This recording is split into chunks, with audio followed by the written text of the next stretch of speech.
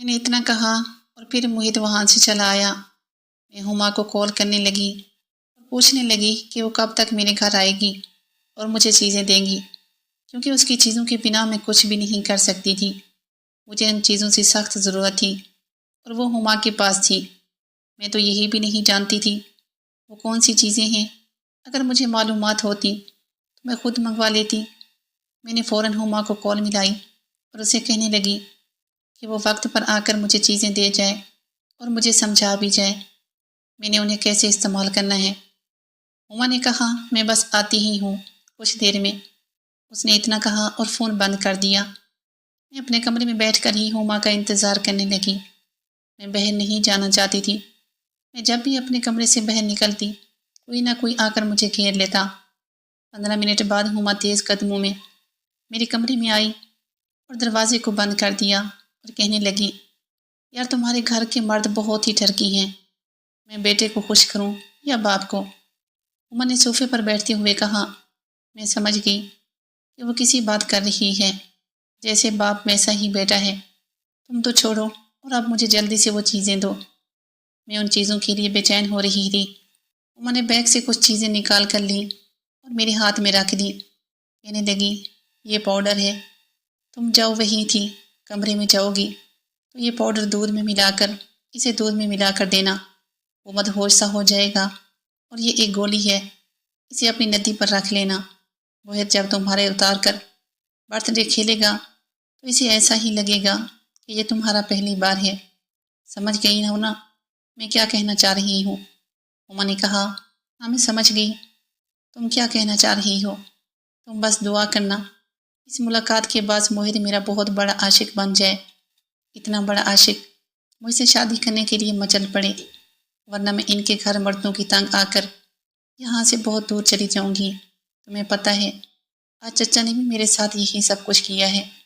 وہ بھی دن کے وقت ان کے دل میں ذرا بھی خوف نہ آیا کہ اگر انہیں کسی نے دیکھ لیا تو کیا ہوگا۔ میں نے ہما کو سچ بتایا تو وہ کہنے لگی یار اب ان دونوں کو تمہارے ساتھ کھیلنے کی عادت پڑ چکی ہے، یہ اتنی آسانی سے تمہاری جان نہیں چھوڑیں گے۔ میں تو کہتی ہوں تم موہد کو سب کچھ سچ بتا دو، اگر اسے تم سے سچی محبت ہوئی تو تمہیں سمجھے گا اور تمہیں قبول بھی کرے گا۔ ہما نے مجھے اچھا مشورہ دیا تھا، لیکن میں اس پر عمل نہیں کر سکتی تھی کیونکہ مجھ میں اتنا حوصلہ ہی نہیں تھا موہد کو سچ بتا کر اسے کھونا کا۔ چلو میں اس بارے میں بعد میں سوچوں گی، لیکن آج ہی رات تو میں نکال لوں کسی طرح، میں نے کہا، اور پھر وہ دونوں چیزیں چھپا دیں۔ ہما کہنے لگی اچھا میں چلتی ہوں اور آج 11 بجے میں نوید کے اپنے گھر بلا لوں گی، ایک مصیبت تمہارے لیے ٹل جائے گی، اور میں اپنی نوکرانی کی بیٹی سے کہہ دوں گی کہ وہ تمہارے تایا کو کار کر کے بلا لے، اس طرح تمہارا تایا بھی اس کے پاس چلا جائے گا اور تمہارے لیے کچھ راستہ صاف ہو جائے گا، اور تمہارے چچا کو تمہاری چاچی خود ہی سنبھال لے گی۔ اور رہی بات تمہارے ابو کی تو وہ ویسے بھی اپنے کمرے میں ہی بند رہتے ہیں۔ ہما نے کہا۔ میں اسی گلے لگی اور کہنے لگی تمہاری جیسی دوست اللہ سب کو دے۔ میں نے اس کا دل سے شکریہ ادا کیا اور وہ وہاں سے چلی گئی، اور میں بے صبری سے رات کا ہونے کا انتظار کرنے لگی۔ ہم سب رات کا کھانا اکٹھے ہی کھاتے تھے۔ ہم کھانا کھا رہے تھے، میں موہد اور نوید کے درمیان میں بیٹھی ہوئی تھی۔ ابھی تک اسے کہنے لگا چاچا جان میں نے ابھی تک اپنی چاچی اور دوسری چاچی کو نہیں دیکھا، وہ کب تک آئیں گی گاؤں سے واپس؟ ہاں وہ کچھ ہی دن میں واپس آ جائیں گی۔ وہ بھی واپس تو نہیں آنا چاہتی تھی، لیکن میں سوچ رہا ہوں ہما کے لیے کوئی لڑکا دیکھنا تلاش کروں، بس اسی سلسلے میں اسے گھر واپس بلا رہا ہوں۔ ابو نے اچانک میری شادی کا اعلان کر کے سب کچھ چمکا دیا۔ سب کے منہ خیرت سے کھلے کے کھلے رہ گئے، خاص کر میرے چچا اور تایا کے۔ انہیں پتہ تھا اگر میں بیاہ کر اس گھر سے چلی گئی تو ان کی موجیں ختم ہو جائیں گی۔ تایا کہنے لگے ابھی گڑیا کی عمر ہی کیا ہے، اتنی جلد بازی مت کرو، ہم گڑیا کی شادی کے بارے میں بعد میں بات کریں گے۔ تایا نے کہا۔ اپنی شادی کا سن کر میں بھی گھبرا گئی تھی اور موہد کی جانب دیکھنے لگی۔ میری شادی کا سن کر اس پر کوئی اثر نہیں ہوا تھا، وہ شاید میرے ساتھ سنجیدہ نہیں تھا۔ یہ سوچ کر مجھے رونا آنے لگا اور میں اپنے کمرے میں آ گئی۔ میں موہد کو ہر حال میں حاصل کرنا چاہتی تھی کیونکہ میں جانتی تھی میری شادی تایا اور چاچا کہیں بھی نہیں ہونے دیں گے، اور میں چپکے سے موہد سے شادی کر سکتی ہوں۔ میرے پاس یہی آخری راستہ ہے اب۔ میں مزید آپ دونوں کو اپنے ساتھ کھیلنے نہیں دوں گی۔ میں نے سوچا اور کمرے کا دروازہ اندر سے بند کر دیا۔ جب 11 ہوئے تو میں چھپ کر کمرے سے باہر نکلی اور کچن میں جا کر دودھ گرم کرنے لگی۔ دودھ گرم ہونے کے بعد میں نے وہ پاؤڈر دودھ میں ملا دیا اور موہت کے کمرے کی جانب جانے لگی۔ میں نے اپنی ندی میں وہ کیپسول بھی پہلے ہی رکھ لیا تھا جو ہما نے مجھے کہا تھا۔ میں دودھ کا گلاس لے کر موہت کے کمرے میں آئی اور جلدی سے دروازہ بند کر دیا۔ میرا دل تیزی سے دھڑکنے لگا تھا۔ مجھے دیکھ کر موہت فوراً بستر سے نکل کر میرے پاس آیا اور کہنے لگا، میں کب سے تمہارا انتظار کر رہا ہوں۔ موہت نے بے چین لہجے میں کہا، بس دودھ گرم کرنے میں دیر ہو گئی تھی۔ یہ لو تم جلدی سے دودھ پی لو۔ میں نے کانپتے ہوئے ہاتھوں سے موہت کی طرف دودھ کا گلاس بڑھایا اور دل ہی دل میں دعا کرنے لگی کہ وہ اس سے پی لے۔ دودھ کا گلاس دیکھ کر وہ ہنس پڑا اور کہنے لگا، تم تو پوری تیاری کے ساتھ آئی ہو، مجھے یہ نہیں پینا ہے، تم پی لو۔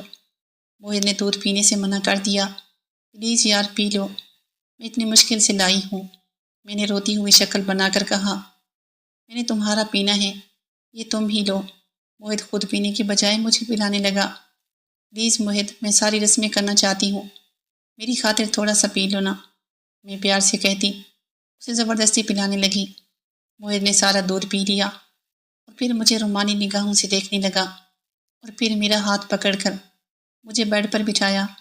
وہ اسی وقت میرے ساتھ کبڈی کھیلنا چاہتا تھا۔